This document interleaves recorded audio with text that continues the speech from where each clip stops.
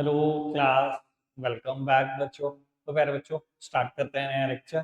बेटा नए लेक्चर में आज पास्ट ईयर क्वेश्चन करने हैं एम्प्लॉयमेंट और अनएम्प्लॉयमेंट टॉपिक के। बेटा पास्ट ईयर क्वेश्चन को ना दो सेक्शंस में डिवाइड किया गया है। एक सेक्शन हम आज पूरा कर लेंगे, बचा हुआ एक सेक्शन कल कर लेंगे, ठीक है ना जी। और 4 दिन में चैप्टर खत्म हो जाएगा as per the target. First section बहुत बहुत ज्यादा इंपॉर्टेंट है। उम्मीद कर रहा हूँ यहीं से कुछ आ रहा होगा बोर्ड के पेपर में, ठीक है जी। ज्यादा 1 मार्कर्स यहाँ से नहीं आए हुए, लेकिन 3 मार्कर, 4 मार्कर, 5 मार्कर और 6 मार्कर काफी आते हैं यहाँ से। 1 मार्कर काफी कम आए हुए हैं एक्चुअली, ठीक है। 3 या 4 ही आए हुए हैं पास्ट ईयर में। तो चलो खैर पढ़ना शुरू करते हैं। बेटा फर्स्ट पॉइंट पढ़ना। The nature of unemployment problem in India is unifaceted or statement to a worker population ratio, that means participation rate. इसे हम participation rate बोल रहे थे ना। Worker population ratio is an indicator used for analyzing the employment situation in a country. ये बात तो बिल्कुल ट्रू है। मैं आपको बता देता हूँ, एनसीईआरटी में एक लाइन है, अभी परसों जब मैं पढ़ा रहा था ना, मैं खुद भी पढ़ रहा था यहाँ पर खड़े होकर। वहां पर लिखा हुआ था, वो लाइन आई थी, the nature of unemployment problem in India is multifaceted. याद है ना? आयुष आई थी ना लाइन? ठीक है ना जी, ये लाइन आई थी अभी परसों, अगर आपने ध्यान से पढ़ो तो। बेटा यूनिफेस्टेड नहीं, एक ही तरीके की अनएम्प्लॉयमेंट नहीं है इंडिया में, बहुत तरीके की है। तो ये स्टेटमेंट फॉल्स हो जाती है, ट्रू हो जाती है। आगे बढ़ जाते हैं जी, नेक्स्ट वन। आप पढ़ो, आप ही आंसर कर सकते हो, बट आपकी नॉलेज के लिए बता देता हूँ, इन तीनों में से ही कोई आंसर है। इन तीनों में से कोई आंसर, क्या है आंसर? बी, ठीक है, बी ही आंसर। आगे बढ़ते हैं जी, थर्ड वन पढ़ना। Ram is an owner of saloon. He temporarily absent from work due to injury. Can he be considered as worker? Explain. बेटा जब आपने परसों पढ़ा था ना ये चैप्टर एनसीईआरटी से, वहां पर भी आया था कि अगर आप टेम्परेरी जॉब से एब्स्ट्रेन भी रहते हो, मतलब एब्सेंट भी रहते हो, तो भी आप कहीं ना कहीं वर्कर हो, ठीक है जी। तो क्या ये वर्कर है? वर्कर है। परमानेंटली तो एंगेज है किसी ना किसी प्रोडक्टिव एक्टिविटी में, चाहे सलून चला रहा है, मतलब सेल्फ एम्प्लॉयड वर्कर है, ठीक है जी। अगर टेम्परेरी तौर पे एब्सेंट भी हो तो भी कोई फर्क नहीं पड़ता, वर्कर तो हुई हो, ठीक है। आगे बढ़ जाओ, आगे बढ़ जाओ। अब ये बेटा मैं आपको बता देता हूँ, 3 मार्कर क्वेश्चन पे आप शिफ्ट कर गए हो, आया ही नहीं है कुछ 1 मार्क क्वेश्चन इससे अभी तक कोई ढंग का। चलो खैर पढ़ते हैं। Compare and analyse the sector wise trend in employment based on the following information. बेटा मुझे एम्प्लॉयमेंट का ट्रेंड दिखाई दे रहा है sector wise, primary, secondary, tertiary, 1990 और 2000 और 2011 और 12 दिख रहा है। बेटा प्राइमरी सेक्टर का शेयर गिर रहा है एम्प्लॉयमेंट में, बट सेकेंडरी और टर्शियरी दोनों का शेयर बढ़ रहा है। बेटा आप क्या लिखोगे? ये वैसे 3 मार्क क्वेश्चन आया हुआ, तो बहुत ज्यादा आपको एनालिसिस नहीं करना, पर आप ये पक्का बताओगे कि प्राइमरी सेक्टर का शेयर गिर रहा है from this percentage to this percentage, secondary और टर्शियरी का शेयर बढ़ रहा है from this to this percentage. लेकिन आखिरी में कंक्लूड जब करने लगोगे तो एक बात बहुत अच्छे से बोलना, कि चाहे प्राइमरी सेक्टर का शेयर गिर रहा है, लेकिन अभी भी primary sector largest employment creator है इंडिया के लिए, ठीक है ना? All okay. एक बार इनका पढ़वा दूं आपको कि इन्होंने एनालिसिस क्या किया, पढ़ना।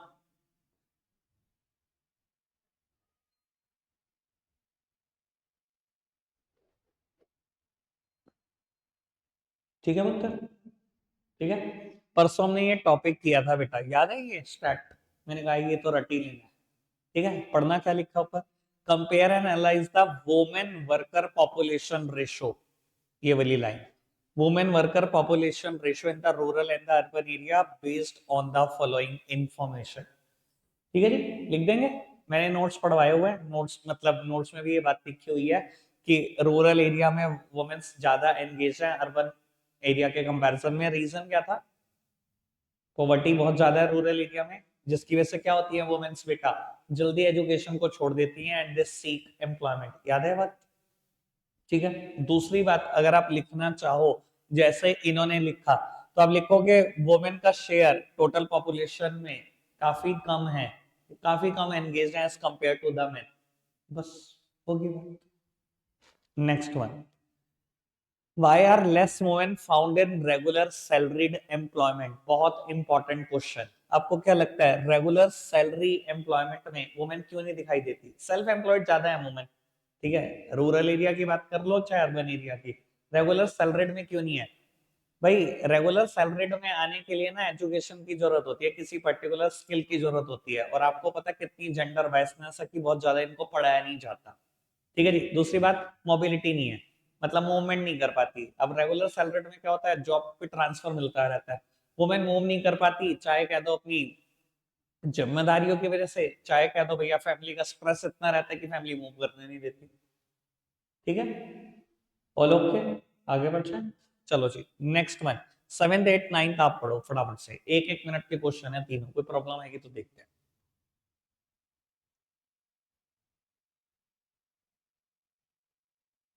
डन।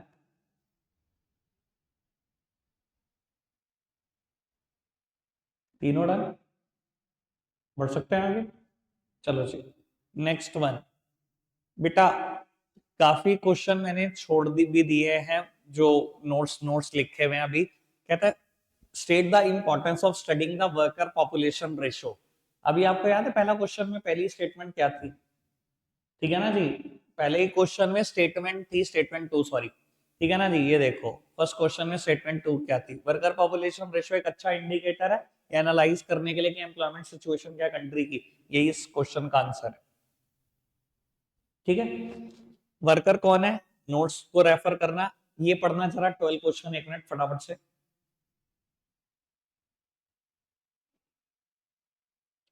बेटा राज एक ना स्कूल गोइंग चिल्ड्रन है, बिलो 18 होगा।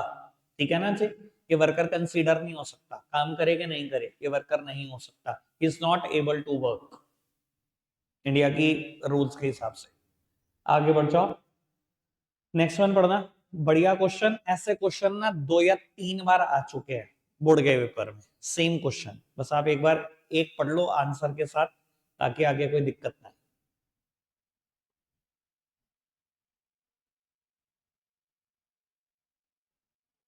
ठीक है पुत्र, आगे बढ़ सकते हैं।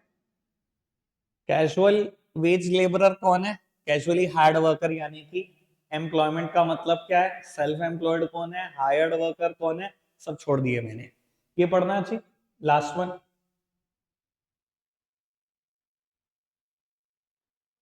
आंसर के साथ, वैसे मैंने अभी बोला था ये। ठीक है पुत्र, ऑल ओके। चलो, casualisation of workforce, jobless growth, सब नोट्स में। फॉर्मल सेक्टर एस्टेब्लिशमेंट क्या होती है, सब नोट्स का पार्ट है ये। ठीक है जी, ये देखो इनफॉर्मल सेक्टर की तरफ पलड़ा झुका हुआ है, फॉर्मल सेक्टर बहुत ऊपर है। इस सिचुएशन को तो हम इनफॉर्मलाइजेशन बोलते हैं, when people find more job in the informal sector or unorganized sector of the economy than the formal or the organized sector of the economy, यही तो सिचुएशन है ये। ठीक है जी, आपसे क्या पूछा गया, identify the situation depicted in the given image, suggest the impact of indicated situation on the Indian economy. फिर इनफॉर्मलाइजेशन या इनफॉर्मलाइजेशन, बेटा फर्स्ट पैराग्राफ तो वही है जो मैंने बोला, the situation depicted in the images and formalization of workforce, और इनफॉर्मलाइजेशन को एक्सप्लेन किया हुआ है। ठीक है, सेकंड पैराग्राफ पढ़ना। आप चाहते तो सेकंड सिचुएशन में ना ये बता सकते थे कि फॉर्मल सेक्टर ऑफ इकोनॉमी क्या होता है, इनफॉर्मल सेक्टर ऑफ इकोनॉमी क्या हो सकता है, इससे भी अच्छा आंसर बनता। ठीक है, ये वाली बातें मेंशन करने की जरूरत ही नहीं। ठीक है, आगे बढ़ सकते हैं। चलो जी, नेक्स्ट वन। अब क्वेश्चन आने वाले हैं बहुत बहुत तगड़े। कहता है state with valid reason whether the following statement is true और false, self employed worker are different from the hired worker. Situation true है, सेल्फ एम्प्लॉयड बहुत अलग होते हैं हायर्ड वर्कर से, दोनों की डेफिनेशन नोट्स में वही चिपकानी है, हो गया। ठीक है जी, अब बेटा एक क्वेश्चन 3, एक क्वेश्चन 4 और एक और क्वेश्चन मैं पढ़ा रहा हूँ, भैया लिख के ले लो, मुझे पता नहीं क्यों ऐसी वाइब आ रही है कि ये पेपर में आ चुका है बोर्ड। ठीक है, एक बार पढ़ देते हैं बाबू, पढ़ना जरा। थर्ड क्वेश्चन कहता है in the late 90s India experienced a widening gap between the growth of GDP and employment generation, discuss. बेटा कहता है 1990 के बाद से इंडिया की जो जीडीपी ग्रोथ है और जो एम्प्लॉयमेंट जनरेशन है उसमें गैप बढ़ता चला जा रहा है। ठीक है, एक तो क्वेश्चन गया। अच्छा, एक बार फोर्थ क्वेश्चन भी पढ़ना। Do you think that in the last 50 year employment generated in a country is commensurate with the growth of GDP in India and how? उसे 1990 की बात करी इसने, सीधा 50 सालों की बात उठा दी। 1990 से अगर आज देखा जाए 35 साल तो अभी भी हो चुका है, इसने 50 सालों की बात कर दी। कि क्या आपको लगता है जीडीपी का ग्रोथ रेट एम्प्लॉयमेंट जनरेशन के कमेंसुरेट है? नहीं है। ठीक है। और अभी मैं आंसर तो पढ़वाऊंगा ही पढ़वाऊंगा। मैं आपको ना एक बार 6 मार्क का वन फर्स्ट क्वेश्चन दिखा दूं, जो किसी टाइम सैंपल क्वेश्चन पेपर का पार्ट था और आज बोर्ड के पेपर का पार्ट हो सकता है। ये हमारी बुक में भी टेबल थी। मैंने कहा था पास्ट ईयर क्वेश्चन में आएगा, मैं तब डिस्कस करूंगा आपसे। कहा था कि नहीं कहा था मैंने? तभी कहा था आपको। एक मिनट बेटा, ये हालात पढ़ते हैं क्या है। Study the following chart showing the growth of employment and GDP and analyse the trend of two variables from 1990 to 2012। ठीक है जी। बाबू मेरे को जो आंसर लिखना है वो 1990 से लेकर फोकस 2012 तक का ही फोकस लिखना है। ठीक है जी। अब एक बार वैसे आपको मैं दिखा देता हूँ हालात क्या है। बेटा फर्स्ट ये जो है ना ऊपर, ये जीडीपी ग्रोथ रेट है। थोड़ा सा ना बहुत डार्क हो गया इमेज है, अगर एनसीईआरटी को देखोगे तो आपको पता लगेगा। एक चीज को इन्होंने लाइट कलर से रिफ्लेक्ट किया, एक को डार्क से। ये जीडीपी ग्रोथ रेट है ऊपर, और नीचे एम्प्लॉयमेंट ग्रोथ रेट। ठीक है जी। अच्छा देखना कहां से शुरू हुआ था जीडीपी का ग्रोथ रेट। 3.6 था, अभी हम 7.8 तक जा चुके हैं 2012, है ना। और 1990 के बाद देखें तो कहाँ 3.4 था, अगर वहां से देखें तो हम 7.8 तक जा चुके हैं। अच्छा एम्प्लॉयमेंट की हालात देखना, शुरू में क्या थे। एम्प्लॉयमेंट ग्रो कर रही थी 0.39%, 0.85%। और 1990 में देखें तो बेटा 1.5% रेट था एम्प्लॉयमेंट के ग्रोथ होने का। हाईएस्ट रहा 2.28, और गिरते गिरते हालात देखो फिर दोबारा वहीं पर है। जहां शुरू किया था लगभग वहीं पर है, बल्कि उससे भी गिर गए। जीडीपी तो देखो कहां से कहां भाग गया, एम्प्लॉयमेंट उतनी भाग पाई, बल्कि गिर गई। ठीक है ना जी। और बीच में एक वर्स्ट सिनेरियो भी आया 2005 से 10 का साल, जहां इस टर्म की मतलब मांग बहुत बढ़ गई, जॉबलेस ग्रोथ। आपको पता है ये टर्म ने जन्म इंडिया में 2005 में लिया। जीडीपी का ग्रोथ रेट देखो 8.7, इंडिया की हिस्ट्री का बेस्ट है ये 8.7। और इस टाइम पर एम्प्लॉयमेंट जनरेशन इज वर्स्ट 0.28%। यहीं पर जन्म लिया था जॉबलेस ग्रोथ टर्म ने इंडिया में। ग्रोथ इतनी हो रही है और जॉब क्रिएट नहीं कर पा रही। और आपको पता है मेन कारण क्या इसका? समझदार समझ जाएंगे और आंसर कर सकते हैं। बड़ा 11th का आंसर है, बड़ा टुच्चा सा। Capital intensive technology technique.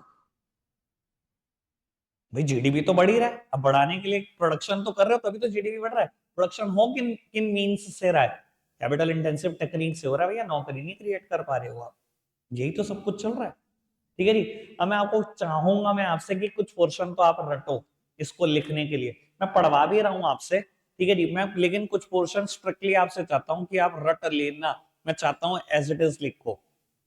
याद है जब हमने लास्ट चैप्टर पढ़ा, तो मैंने आपसे बाद में बैंकर्स बैंक एंड सुपरवाइजर कुछ चीजें मैंने आपको कहा कि बिल्कुल रट लो ये तो, है ना। वैसे मैं अब यहाँ से भी आपसे दो क्वेश्चन चाहता हूँ कि आप रट लो। एक काम करते हैं, पहले आंसर वही है इन तीनों क्वेश्चन का, ठीक है जी। लेकिन पहले मैं चाहता हूं आपसे आप ये पोर्शन पढ़कर खत्म कर, ये पूरा आंसर थर्ड क्वेश्चन पढ़ना।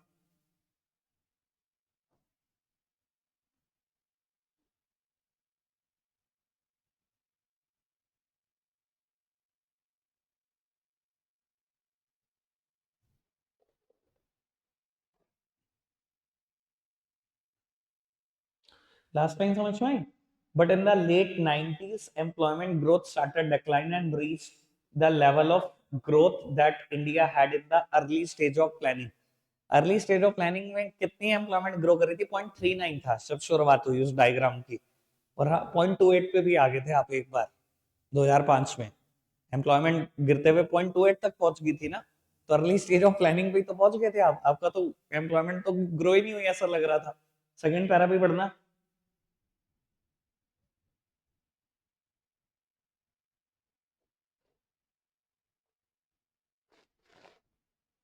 अगर ऐसी स्टैंडर्डाइज लैंग्वेज लिखा हो ना, फिर सवाल पैदा नहीं होता, कोई नंबर काट ले। क्लियर?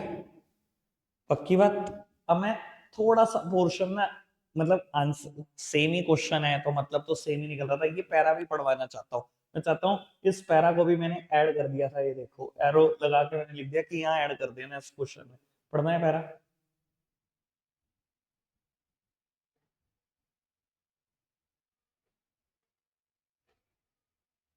ठीक है। ठीक है। अब एक बार मैं उस 6th क्वेश्चन का भी आंसर पढ़वाने में इंटरेस्टेड हूँ, ये क्वेश्चन का आंसर कि इन्होंने कैसे लिखा। 1990 के बाद का फोकस बना के लिखना। देखो स्टैट्स तो आप यही मेंशन करोगे, बड़े ऑब्वियसली यही स्टैट मेंशन करने हैं, पर थोड़ा स्मार्टली स्टैट्स को कम मेंशन किया जाए, पैराग्राफ फॉर्म में ज्यादा आंसर लिखा जाए और ज्यादा बातें बताई जाए अपनी तरफ से, ताकि वो सच में एनालिसिस लगे। ये ना लगे बार बार स्टैट उठा के लिख दे, कुछ किया तो है नहीं। पढ़ना है करें।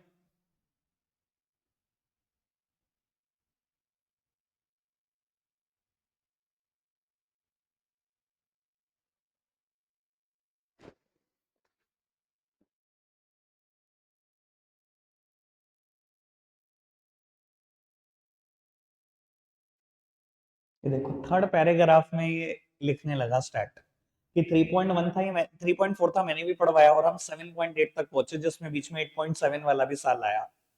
ठीक है ना, पढ़ना। 1.5 से 1.12 पे आए थे हम, बीच में 0.28 वाला भी साल थे।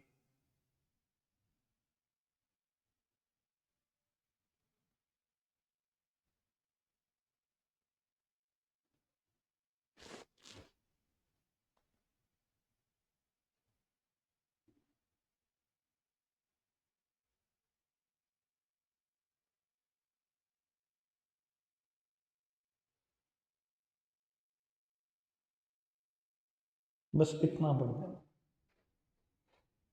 ये परफेक्ट आंसर बन जाएगा अगर मैं इन तीनों का कॉम्बिनेशन बना तो। थर्ड का पूरा आंसर, फोर्थ का वो वाला पैराग्राफ, और आखिरी में आप ये दो पैराग्राफ लिख दो, एक 6 नंबर का क्वेश्चन तैयार होता है, और बहुत बढ़िया आंसर।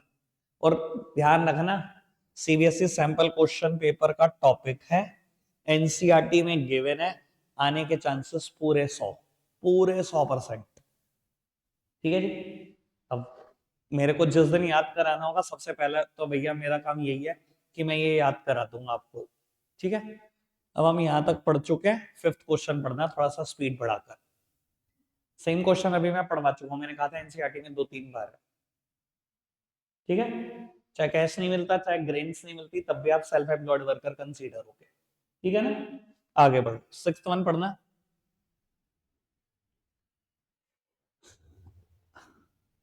स्टेटमेंट को रिफ्यूट कर देना, क्यों मैं बता देता हूं। कहता है casual wage work is a major source of employment in rural India. कल मैंने एक स्टैट पढ़ाया था आपको, आते ही बैच शुरू करते ही। ठीक है। एक तरफ थे अर्बन, एक तरफ थे रूरल। सबसे पहले थे जो मुझे ध्यान आ रहा है, casually hired worker. Casually hired worker 15 और 29। ठीक है। फिर रेगुलर सैलरी थे, मैंने कहा ये बैलेंस निकालेंगे। और फिर थे सेल्फ एम्प्लॉयड, ये थे 38 और ये 58। और ये शायद 47 और 13 आ रहा था, कल मैं पहले 17 लिख बैठा था इसको। याद आ रहा बात। अब कैसे कह सकते हो कैजुअली हायर्ड वर्कर सबसे ज्यादा है रूरल एरिया में? कौन है सबसे ज्यादा? Self employed. आंसर पढ़ना है इनका।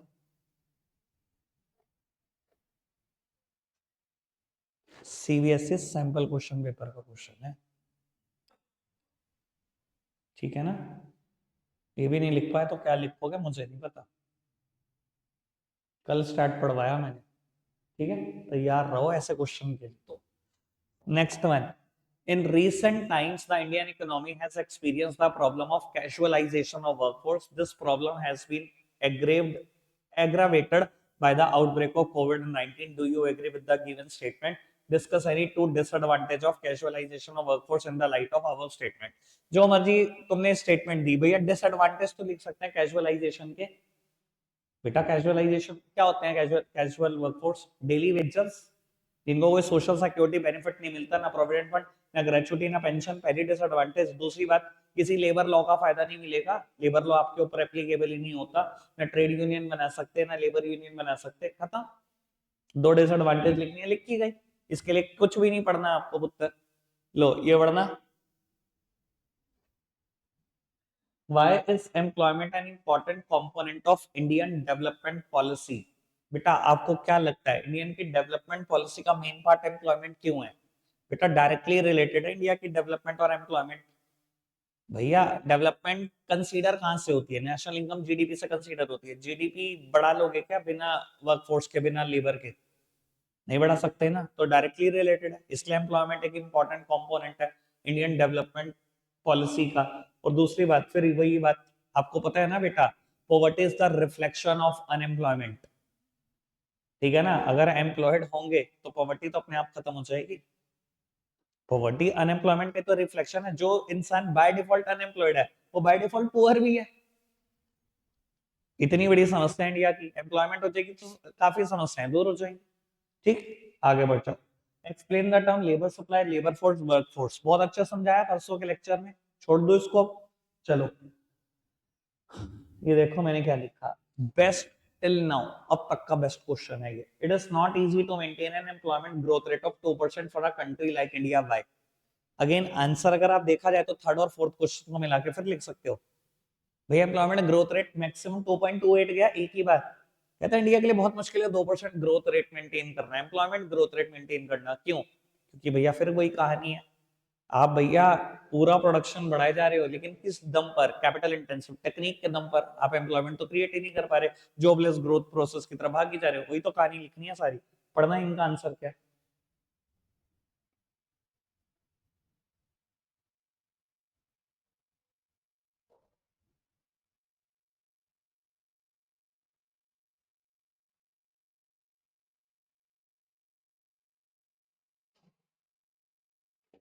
वही कहानी है घूम फिर के। ठीक है ना, चलो next one. Define worker population ratio notes, participation rate ही है ये, कुछ और नहीं है। ठीक है जी, ये क्वेश्चन तो मैंने काट ही दिया। Analyse the recent trend in sectoral distribution of workforce in India. ठीक है जी, मैंने काट दिया, पर अगर लिखना चाहो तो एनालिसिस में बहुत आराम से करा सकता हूँ इस चीज का। एक मिनट में करा भी दूंगा, अभी इसके ऊपर बेस्ड एक और क्वेश्चन आ रहा है, एक मिनट ये पढ़ना। Victor is able to get only for work only for 2 hours in a day, rest of the day is looking for work, is he unemployed? ठीक है जी। और कहता है why, what kind of job could person like Victor be doing? देखो बेटा बात बड़ी simple सी है, कल ना हम एक पैराग्राफ पढ़ रहे थे, उसमें वहां पर लिखा हुआ था कि एनएसओ के हिसाब से, शायद नेशनल स्टैटिस्टिकल ऑफिस के हिसाब से, अनएम्प्लॉयड वो पर्सन होता है जिसको आधे दिन में 1 घंटे की भी जॉब नहीं मिलती। ठीक है ना, मतलब पूरे दिन में 2 घंटे की भी जॉब नहीं मिलती। अगर आपको 2 घंटे की जॉब मिल रही है तो आप एम्प्लॉयड हो।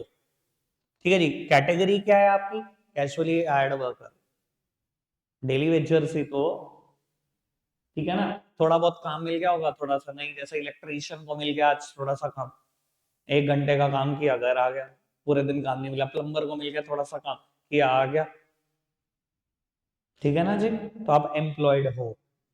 ठीक है, ये क्वेश्चन अभी छुटा हुआ है, अभी टेंशन मत लो, आने जा रहा है ये क्वेश्चन कहीं ना कहीं। डिफाइन वर्कर पॉपुलेशन रेशो, वही पार्टिसिपेशन रेट, इसकी यूजफुलनेस बताओ या सिग्निफिकेंस बताओ। भैया एक सिग्निफिकेंस तो वही है जो पहले क्वेश्चन की स्टेटमेंट 2 थी और क्वेश्चन नंबर 10 आया था। ठीक है जी, इससे पता लगता है कि भैया एम्प्लॉयमेंट कितनी है इंडिया में। ठीक है जी, फिर भी इन्होंने जो आंसर लिखा वो भी काफी अच्छा था, इसलिए मैंने कहा कि पढ़वा दूंगा, पहले फर्स्ट पढ़ना फिर थर्ड फिर सेकंड। सेकंड से मैं ज्यादा इत्तेफाक नहीं रखता, इसलिए मैं सबसे लास्ट में पढ़वा रहा हूँ। फर्स्ट और थर्ड बिल्कुल एलिजिबल और बढ़िया पॉइंट है।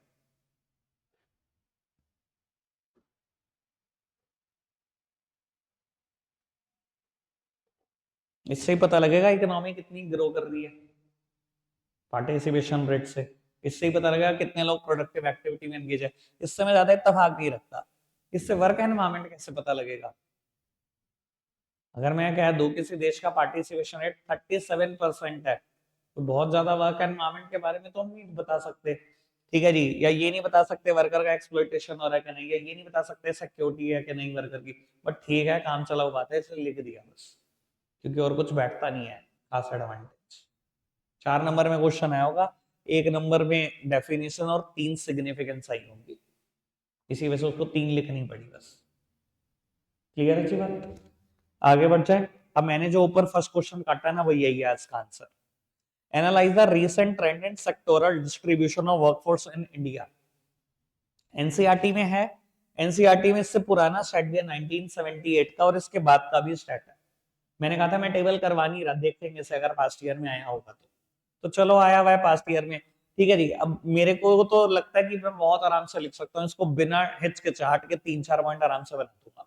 भैया प्राइमरी सेक्टर का शेयर देख लो, सेकेंडरी का देख लो, सर्विसेज का या टर्शरी सेक्टर का दे दो, देख लो 93 94 में 2000 तक में क्या फर्क आ गया, प्राइमरी सेक्टर का शेयर गिरा, सेकेंडरी का बिल्कुल आसपास है, सर्विसेज का बढ़ा। 2011-12 में क्या हुआ, प्राइमरी का काफी गिर चुका है, सेकेंडरी का काफी बढ़ चुका है और सर्विसेज काफी काफी बढ़ चुका है। ठीक है जी। अब भैया बेस तो आप बना के लिख सकते हो, ऐसा ही कुछ क्वेश्चन नंबर 4 था, बिल्कुल स्टार्टिंग में यही आया था क्वेश्चन नंबर 4। मैंने वहां पर भी तो क्या बोला कि आप पहले पॉइंट में तो ये लिखोगे कि प्राइमरी सेक्टर का शेयर गिरा यहाँ से यहाँ तक, सेकेंडरी और सर्विसेज में ये लिखोगे कि इनका शेयर बढ़ा यहाँ से यहाँ तक, लेकिन आखिरी में क्या कंक्लूड करोगे कि प्राइमरी सेक्टर अभी भी लार्जेस्ट एम्प्लॉयमेंट क्रिएटर इंडिया के लिए। यही कहा था ना, बस वही एक्सप्लेन करना है। सेम आंसर ये है, देखो इन्होंने स्टार्ट भी वही लिखा हुआ है जो मैंने बोला, वही नीचे से स्टार्ट उठाया हुआ है सारा का सारा। क्लियर है जी, आगे बढ़ सकते हैं, चलो जी। Very good, explain the role of trade union in protection of workforce. Sir trade union कैसे लेबर फोर्स वर्कफोर्स को प्रोटेक्ट करती हैं, पता है ना, आप लेबर फोर्स की आवाज हो। सर मैं बहुत बार अभी कंज्यूमर प्रोटेक्शन में कंज्यूमर एसोसिएशन का रोल बता रहा था। एक कंज्यूमर नहीं खड़ा हो सकता एक 15,000 करोड़ की कंपनी के सामने, ऐसे ही एक लेबर खड़ी नहीं हो सकती मालिक के सामने, जॉब से निकाल देगा। लेकिन पूरी लेबर यूनियन, पूरी ट्रेड यूनियन खड़ी हो जाएगी, पता ना क्या होगा, एम्प्लॉयर बैकफुट पे चला जाएगा कि नहीं चला जाएगा। आप आवाज हो ना बहुत सारी लेबर की, ट्रेड यूनियन ही तो आवाज है बहुत सारी लेबर फोर्स की, उनके साथ कोई एक्सप्लॉयटेशन ना हो, प्रॉपर वर्किंग एनवायरनमेंट मिले, सैलरी वेजेस टाइम पर मिले, बोनस मिले, एक अच्छा स्टैंडर्ड ऑफ लिविंग मेंटेन कर पाओ, ये सब कुछ कौन करवा के दे सकता है, सिर्फ ट्रेड यूनियन करवा के दे सकते हैं, यही तो बात लिखनी है बस। ठीक है, एक बार फिर भी मैं चाहूंगा कि मैं आपको पढ़वा दूं, एक मिनट जरा फटाफट से पढ़ना।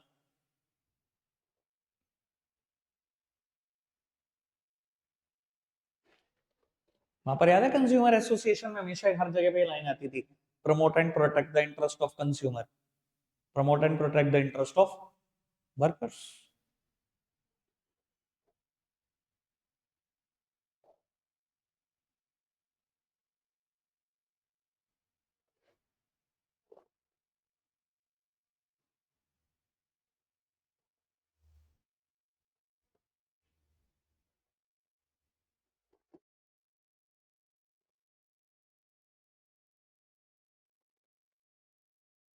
ठीक है, ऑल ओके, आगे बढ़ सकते हैं। बहु next question, how will you know whether a worker is working in a informal sector. अगर नंबर ऑफ वर्कर 10 से कम हो तो informal sector, social security benefit ना मिलता हो तो इनफॉर्मल सेक्टर, ट्रेड यूनियन ना बना सकते हो, लेबर यूनियन ना बना सकते हो तो इनफॉर्मल सेक्टर। ठीक है ना जी, कोई लेबर लॉ एप्लीकेबल ना होता तो इनफॉर्मल सेक्टर, बस हो गया, और क्या है, यही सब कुछ बातें ना लिखी हुई। Labor force participation rate is very low in India. What measure will you suggest to raise labor force participation rate? Participation rate India का बहुत कम है, क्या मेजर आप सजेस्ट करते हो, कैसे बढ़ सकता है पार्टिसिपेशन रेट। वुमेन को ज्यादा एजुकेशन की अपॉर्चुनिटी दो, मेंस को भी कहो ज्यादा स्किल के ऊपर काम करे, सेल्फ एम्प्लॉयमेंट के लिए सरकार कुछ ना कुछ करे अच्छा, और ये गया, बस सजेस्ट करना है आपको, कोई इनका आंसर पढ़ने की जरूरत नहीं है। ठीक है ना जी, अब जैसे भी बढ़ सकते हैं, या उन्हें कहो कोटेज इंडस्ट्री को बढ़ावा दो जो खुद एम्प्लॉयमेंट क्रिएट करती हैं, छोटी इंडस्ट्री, स्मॉल इंडस्ट्रीज, कुछ भी लिखो, ये आपकी पसंद की है। ठीक है, चलो जी नेक्स्ट वन की तरफ बढ़ते हैं। सिक्स्थ वन पढ़ना, बहुत बढ़िया आंसर लिखा था, बहुत ही बढ़िया आंसर इन्होंने। भाई पता ही है आपको, इंडिया तो मेल डोमिनेटेड सोसाइटी है, लगता है मेल्स को ही काम करना चाहिए, वुमेन्स को तो हम सेकेंडरी इंपॉर्टेंस देते हैं, प्राइमरी इंपॉर्टेंस देते नहीं है। उसके अलावा कुछ सोशल बिलीव ऐसे हैं भैया सोसाइटी के कि वुमेन को डिस्करेज करते हैं, काम करने नहीं दिया जाता, बस यही हालत। ठीक है, आगे बढ़ सकते हैं, चलो next one. Is it necessary to generate employment in the formal sector rather than the informal sector, bye. बाबू सबका बातें लेबर के फेवर में लिखनी है आपको, हाँ फॉर्मल सेक्टर में जनरेट करनी चाहिए ताकि उनको अच्छा स्टैंडर्ड ऑफ लिविंग मेंटेन कर पाए, अच्छी सैलरी मिले। इनफॉर्मल सेक्टर में अच्छी सैलरी नहीं मिलती, फॉर्मल में मिलती है, लेबर लॉ का फायदा मिलता है। ठीक है जी, कोई आपको जॉब से निकाल नहीं सकता, निकालेगा तो कंपनसेशन देके निकालेगा, इनफॉर्मल में कुछ नहीं मिलेगा, गवर्नमेंट भी सपोर्ट नहीं करती इनफॉर्मल को, ब्ला ब्ला ब्ला करके वही बातें हैं घूम फिर के। ठीक है, आगे बढ़ो। 6 मार्क क्वेश्चन ये हो गया, सेकंड वन मैंने बिल्कुल काट दिया बेटा, कहीं से कहीं तक किसी भी चीज का पार्ट नहीं होना चाहिए ये। ठीक है जी, आगे बढ़ जाओ। फॉर्मल और इनफॉर्मल सेक्टर में डिफरेंस, थोड़ा सा स्पीड बढ़ा के लिख देना, मेरे 2-3 क्वेश्चन रहते हैं लेकिन मैं रुक नहीं सकता, कल के लिए खत्म ही कर रहा हूँ। फटाफट से फॉर्मल इनफॉर्मल का डिफरेंस पढ़ो।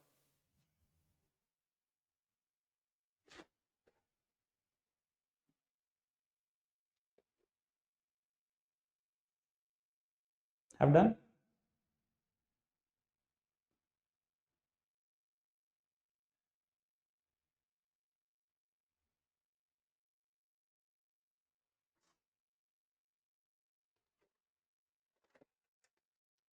आगे बढ़ सकते हैं, पढ़ लिए। वैसे तो हमें भी आते हैं सारे डिफरेंस, कुछ नई बात नहीं है, तो मैंने पढ़वाना ही था खाली।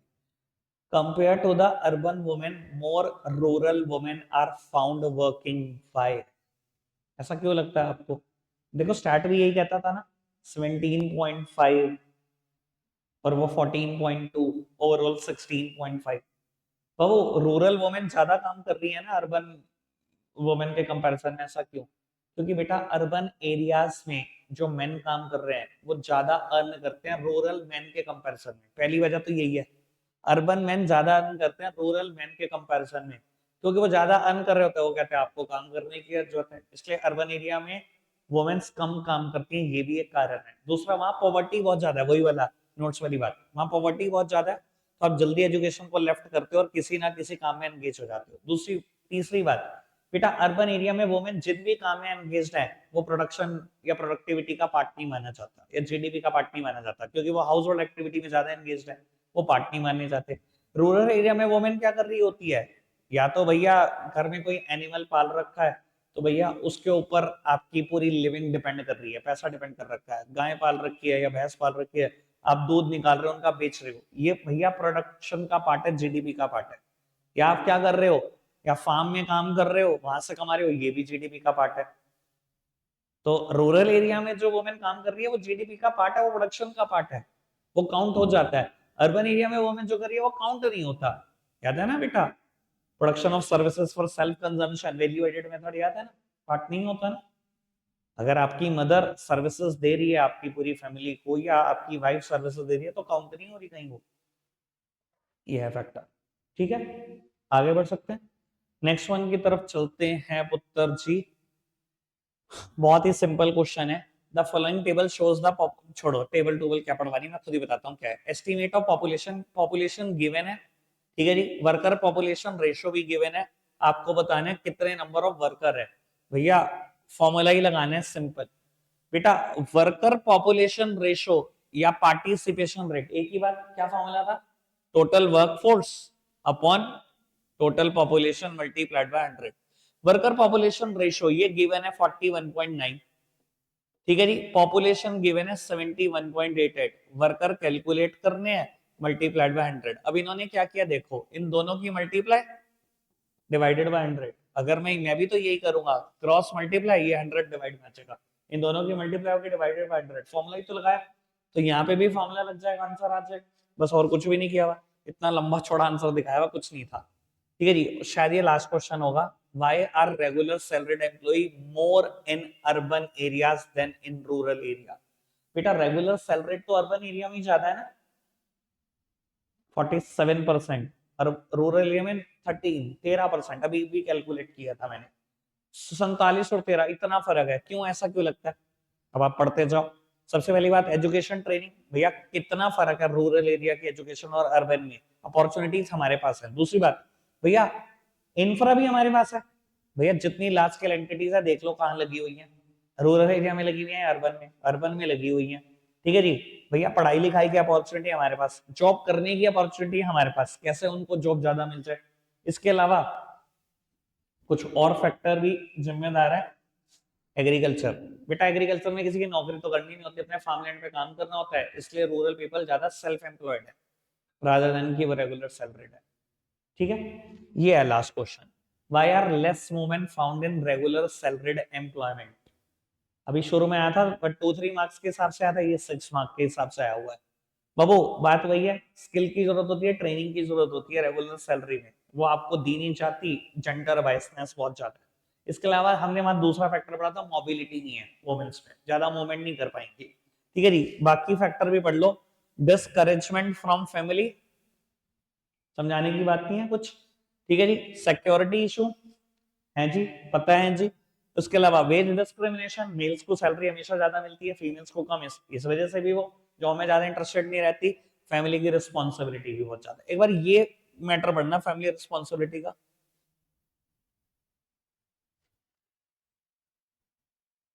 ठीक है जी, एक टॉपिक पर हमने क्वेश्चन खत्म कर लिए, कल सेकंड टॉपिक रखते हैं। आज के लिए इतना ही, बाय।